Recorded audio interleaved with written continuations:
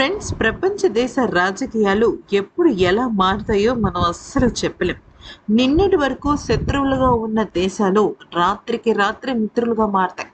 అయితే వాళ్ళ దేశానికి సంబంధించి, వాళ్ళ నేషన్‌కి సంబంధించిన ఇంట్రెస్టే ఇక్కడ ప్రధానంగా మారిపోతుంది. మనందరికీ తెలిసిన విషయం ఏంటి అంటే, మొన్నటికి మొన్న ఇజ్రాయెల్ ఖతార్‌లోని దోహా దేశం పైన చాలా దాడికి దిగింది. అక్కడ హమాస్ ప్రతినిధులు ఉన్నారు అన్న అనుమానంతో మొత్తం వాళ్ళ మీద దాడి చేయడంతో ఒక్కసారిగా ఇస్లామిక్ నాటో ఏర్పడబోతోంది. ఫ్రెండ్స్, ఇదైతే చిన్న విషయం కాదు. దయచేసి ఈ వీడియోని ఒక్క లైక్ ఇవ్వండి. ఇప్పుడు ప్రపంచమే ఒక్కసారిగా తారుమారవ్వబోతుంది. అయితే ఇస్లామిక్ నాటో గనక ఏర్పడింది అంటే మాత్రం పరిస్థితులు పూర్తిగా భిన్నంగా మారిపోతుంటాయి. అయితే ఇజ్రాయెల్‌కి వ్యతిరేకంగా ఇజ్రాయెల్ చేస్తున్న దాడులను ఖండించడం కోసమే ఇస్లామిక్ దేశాలు ఈ నిర్ణయాన్ని తీసుకున్నట్టు అర్థమవుతోంది. ఇక రానున్న కాలంలో అటువంటి దాడులు జరగకుండా ఉండటం కోసమే ఈ నాటోను వాళ్ళు ఏర్పాటు చేసుకుంటున్నారు. అదే సమయంలో భారత్‌కు ఒక పెద్ద సువర్ణ అవకాశం కలిసొచ్చింది. ఫ్రెండ్స్, మనందరికీ తెలిసిన విషయమే. అమెరికా భారత్ పైన 50% సుంకాలను విధించింది. అలా విధించడం ద్వారా మన భారతదేశం తాత్కాలికంగా చాలా ఎక్కువగా ఎదురు దెబ్బలను తింది.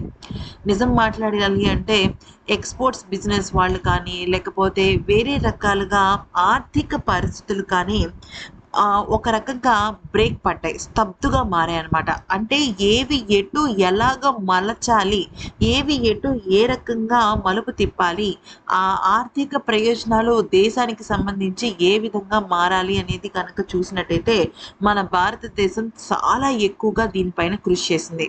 అప్పటి నుంచి అంటే 50% టారిఫ్ పడ్డప్పటి నుంచి మన భారత్ వ్యూహం టోటల్‌గా మారిపోయింది. కొన్ని దేశాలతో మన రిలేషన్‌షిప్స్ చాలా అంటే చాలా బలపడుతున్నాయి. అయితే నాటో దేశాల్లో చాలా దేశాలు మన భారత్‌కి మద్దతుగా నిలిచాయి. అది కూడా ట్రంప్‌ని ఎదిరించి. అయితే తాజాగా మారిషస్ ప్రధాని మన భారతదేశానికి ఆయన రావడం జరిగింది. అయితే మన భారతదేశం ఆయనకు దాదాపుగా 5,000 కోట్ల వరకు ఆర్థిక సహాయం చేసింది. ఫ్రెండ్స్, ఇదేదో ఆర్థిక సహాయం అంటే చిన్న విషయం అని మీరు అనుకోవద్దు. ఒక దేశానికి ఇంత ఆర్థిక సహాయం జరుగుతోంది అంటే ఖచ్చితంగా చాలా పెద్ద డీల్ మనకి రాబోతుంది. అలాగే మారిషస్ ప్రధానితో మన మోదీ గారు చాలా అద్భుతమైన డీల్‌ని ఏర్పాటు చేసుకున్నారు. దాదాపుగా సాఫ్ట్‌వేర్, హార్డ్‌వేర్, ఇంకా చెప్పాలి అంటే నౌకానికి సంబంధించి, అలాగే సముద్రానికి సంబంధించిన జలగర్భానికి సంబంధించిన ట్రాన్స్‌పోర్టేషన్‌కి సంబంధించి ఎన్నో రకాల డీలప్స్ అయితే ఏర్పాటు చేసుకోవడం జరిగింది. అంతేకాదు ఫ్రెండ్స్, ఇక్కడ ఇంకొక ముఖ్యమైన విషయం. మారిషస్ ప్రధాని భార్య మన బెనారస్ చీరల్ని ఆవిడ చూడటము, చాలా ఇష్టపడటము మనం చూసాం. అయితే ఆవిడ ఏమన్నారంటే, మీ బెనారస్ అలాగే మీ చేనేత కా కార్మికులకు సంబంధించిన ఆహ్, ఇది అంటే ఒక సంస్థలు అంటే బట్టల సంస్థలు గానీ, లేకపోతే చేనేత కార్మికానికి సంబంధించిన ప్రొడక్షన్ హౌస్‌ని కానీ మారిషస్‌లో పెట్టడం వల్ల మన చేనేత కార్మికులకు అద్భుతమైన ఒక సూపర్ డూపర్ బంపర్ ఆఫర్ అని చెప్పొచ్చు. యెస్. ఒకవైపు 6థ్ జనరేషన్, 7థ్ జనరేషన్ ఫైటర్ జెట్స్ గురించి మన భారత్ మాట్లాడుతూనే ఉంటుంది. కానీ మరొక పక్కన మన భారతదేశం చిన్న చిన్న కార్మిక సంఘాల దగ్గర నుంచి కూడా పూర్తి స్థాయి ఫోకస్ చేస్తుంది. కారణం ఏంటి అంటే మనకి మనం సెల్ఫ్ మేడ్ కంట్రీగా మారాలి. ఇంపోర్ట్స్, ఎక్స్‌పోర్ట్స్ మీద ఆధారపడే దేశంగా కాకుండా మనల్ని మనమే రికవర్ చేసుకోవాలి. మనల్ని మనమే తీర్చిదిద్దుకోవాలి అన్న దిశగా ఇది ఏర్పాటు చేసుకుంటోంది భారతదేశం. అయితే ఇక్కడ మనకొక పెద్ద శుభవార్త.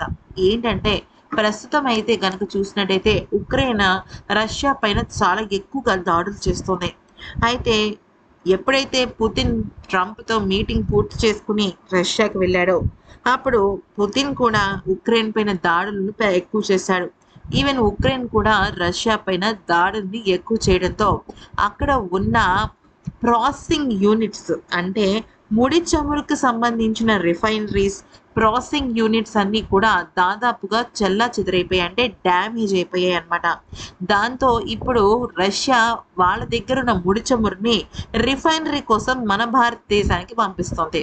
ఇలా పంపించడం ద్వారా మనకేంటి లాభం అనేది గనక మీరు చూసినట్టయితే, ఇంకాస్త తక్కువగా చమురు దొరుకుతుంది. ఇది కాక వాళ్ళకి రిఫైన్ చేసిన చమురు కావాలి కాబట్టి మన దగ్గర నుంచి వాళ్ళు మళ్ళీ తిరిగి కొనుగోలు చేసే అవకాశం ఉంటుంది.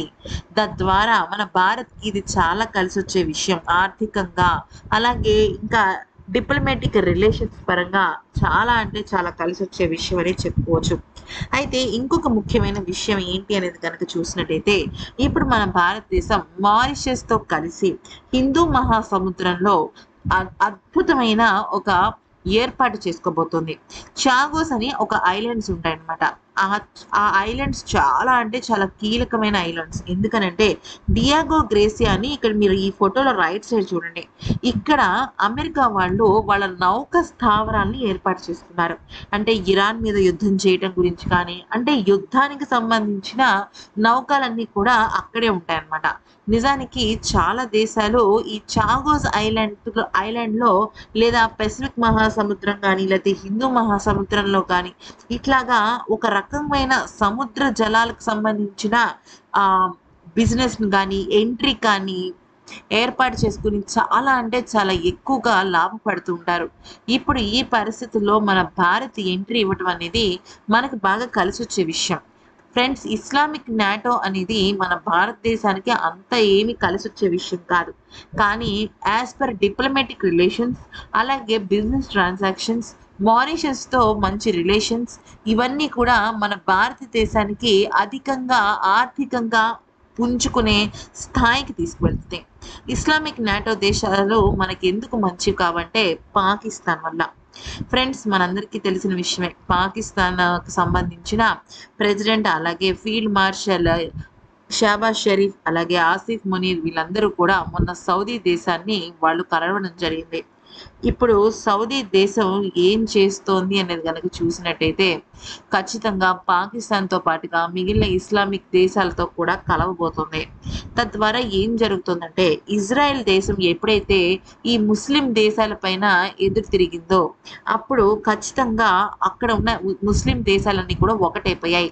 ఇప్పుడు వాళ్ళ దేశాల మీద ఏ ఇతర దేశం ఏదైనా దాడి చేసిందంటే ఖచ్చితంగా అడగడానికి వస్తాయి. అయితే మొన్న జరిగిన ఆపరేషన్ సింధూర్‌కి ముందు ఉగ్రదాడిని సౌదీ అరేబియా ఖండించినప్పటికీ కూడా ఇప్పుడు రాత్రికి రాత్రి పరిస్థితులు మారిపోయాయి. ఈ వీడియో స్టార్టింగ్‌లో చెప్పినట్టుగా ఏది ఎప్పుడు ఎలా ఎందుకు మారుతుందనేది మనం చెప్పలేము. ఇప్పుడు సౌదీ అరేబియా పాకిస్తాన్‌తో కలవడం భారత్‌కు ఒక రకంగా చెడు పరిణామం అని చెప్పుకోవాలి. ఇజ్రాయెల్ వలన ఇంత పెద్ద పెను విప్లవం వచ్చిందని కూడా చెప్పొచ్చు.